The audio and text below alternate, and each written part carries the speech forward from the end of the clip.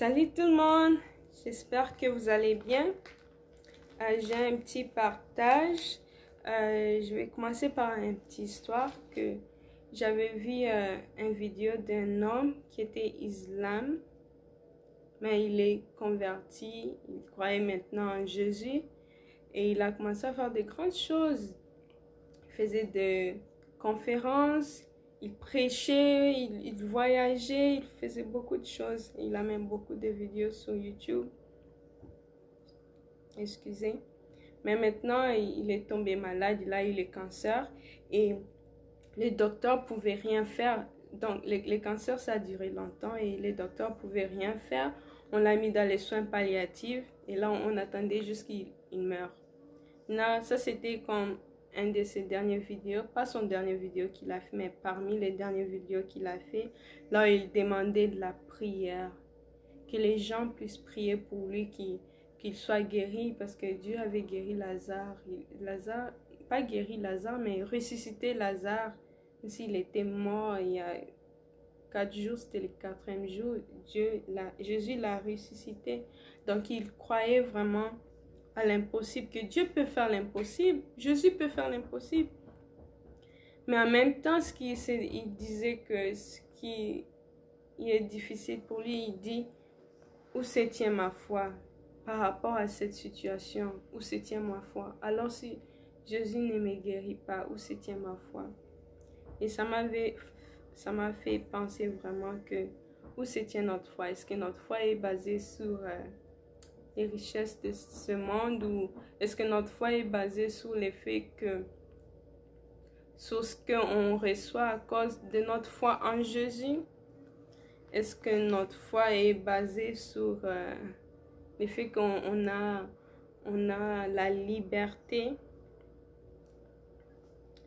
Et il y a quelques jours où j'ai prié, pas juste une même journée, mais plusieurs journées, j'ai prié, j'ai demandé à Dieu et je n'ai pas réussi ce que j'ai demandé et ça m'a frustrée un peu.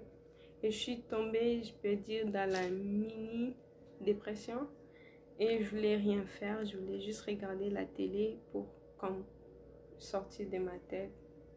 Mais en même temps, j'ai senti que le Saint-Esprit m'appelait à prier.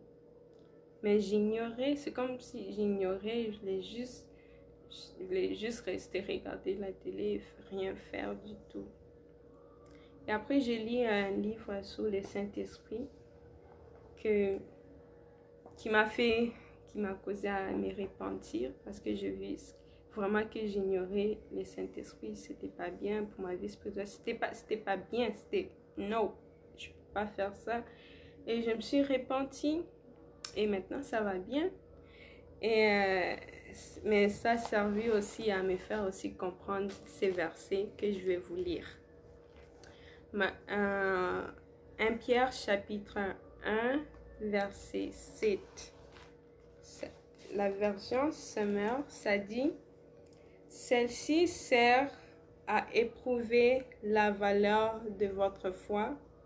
Le feu du creuset n'éprouve-t-il pas l'or qui pourtant disparaîtra un jour, mais beaucoup plus précieux que l'or périssable est la foi qui a résisté à l'épreuve. Elle vous vaudra louange, gloire et honneur lorsque Jésus-Christ apparaîtra. » Donc ça, je vais dire ce qui m'est arrivé. Pour moi, je peux dire que c'était comme une épreuve. Et il me semble que je n'ai pas réussi l'épreuve là. Parce que j'ai fait le contraire. Au lieu de continuer à prier, je me suis mis à regarder la télé.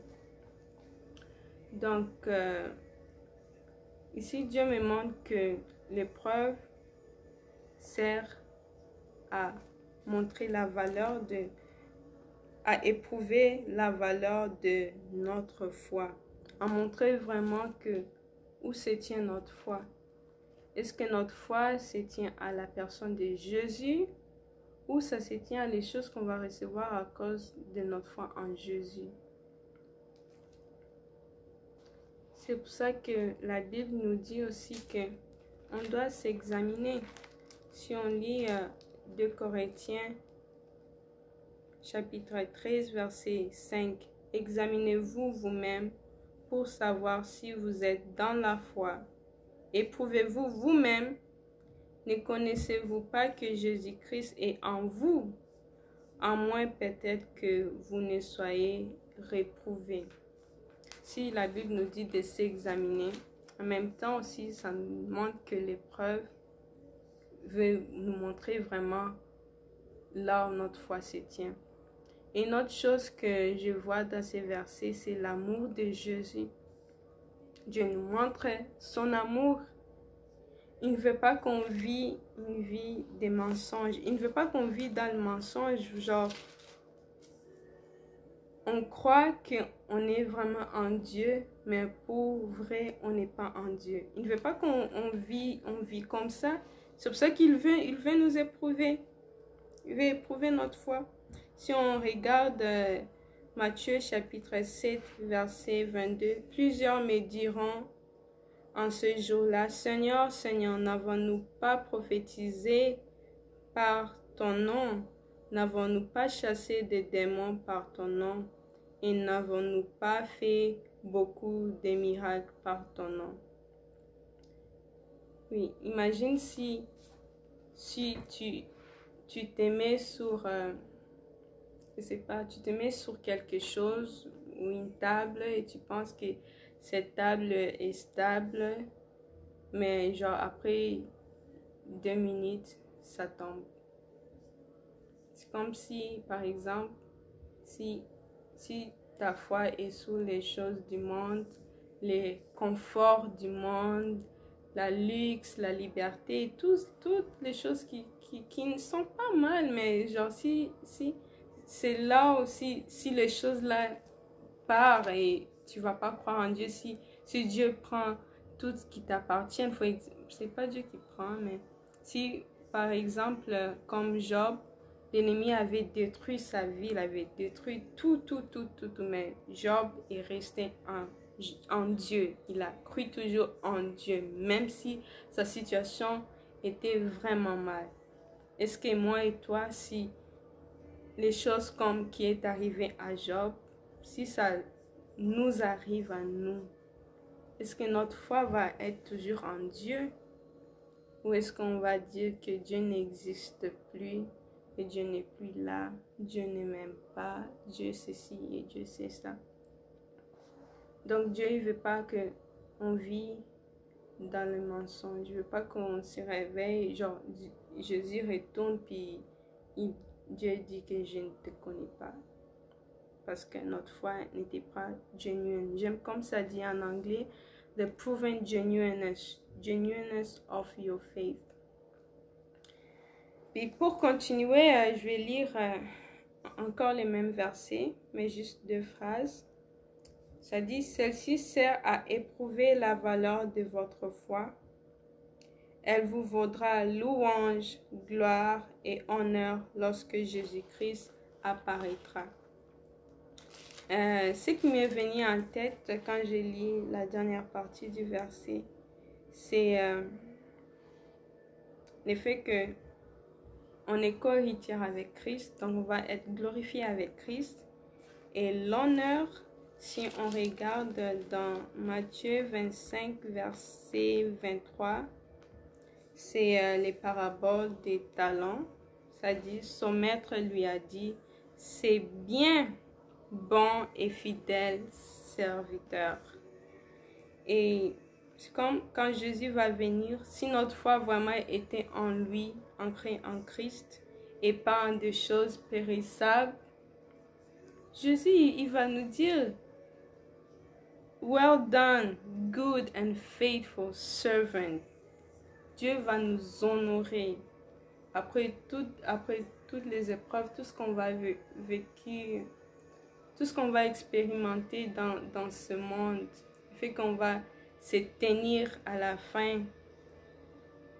Dieu, il va nous honorer à propos de ça. Donc même pendant ces temps ici, là où les choses ne vont pas comme on voulait que ça puisse être. J'espère que on reste en Christ, que notre foi reste en Christ, peu importe ce qui va arriver. Ce que je peux vous lire aussi, c'est Apocalypse chapitre 2, verset 10. Ça dit, « Ne crains pas ce que tu vas souffrir. Voici, le diable jettera quelques-uns de vous en prison, afin que vous soyez éprouvés. Et vous aurez une tribulation de 10 jours. Sois fidèle jusqu'à la mort, et je te donnerai la couronne de vie. » Ce que je voulais juste souligner, c'est la partie où ça dit « Sois fidèle jusqu'à la mort, et je te donnerai la couronne de vie. » Donc, c'est comme, peu importe, comme le monsieur que je viens de vous dire, celui qui était chrétien, celui qui était islam et il est devenu chrétien, il était jusqu'au point de la mort, mais il voulait vivre. C'était comme, et il se demandait où sa foi se tient où. C'était comme, même jusqu'à la mort, peu importe, même si on devient comme Job, on doit rester fidèle à Christ et que notre foi s'attache à lui et pas aux histoires périssables. Et juste pour vous donner l'information que le monsieur là, il est décédé déjà. Mais les autres vidéos qu'il a fait, c'était plus encourageant que celles que j'avais vues. Et c'est ça, c'est juste ça que je voulais partager avec vous. qu'il faut vraiment qu'on s'examine pour voir où notre foi se tient. Parce que moi, quand j'ai demandé à Dieu, Dieu ne m'a pas exaucé. C'était comme si j'ai boudé le fait qu'il ne m'a pas exaucé. Et c'était comme, donc si Dieu ne fait pas ça, je vais plus croire en lui ou quoi, tu vois. Donc, j'espère que cette vidéo va vous mettre à réfléchir un peu. Parce que ça me fait penser à le fait que les épreuves n'est pas nos ennemis. C'est ça. Ben, j'espère que vous allez... cette vidéo va vous bénir et bonne semaine. Bye.